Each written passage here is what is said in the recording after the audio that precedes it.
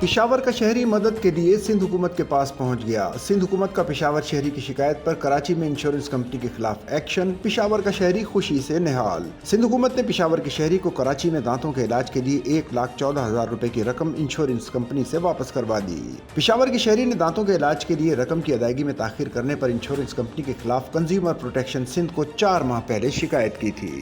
Assistant director میر شاہ نواز نے پشاور کے شہری محمد سعد اکرام کو T P L insurance company سے 1,14,000 روپے کی رقم ادا کروائی۔ پشاور کے شہری نے 25 جنوری 2025 کو محکمہ زراعت سندھ کے کنزیومر پروٹیکشن انشورنس کمپنی کے خلاف شکایت درج کروائی تھی۔ اسسٹنٹ ڈائریکٹر میر شاہ نواز کے مطابق پشاور کے شہری کو 16 مئی 2025 کو انشورنس کمپنی سے رقم کی ادائیگی کروا دی گئی۔ اسسٹنٹ ڈائریکٹر کا کہنا ہے کہ انشورنس کمپنیز شہریوں کو انشورنس کی رقم وقت پر دینے کی پابند ہیں، خلاف ورزی کرنے پر کارروائی ہوگی۔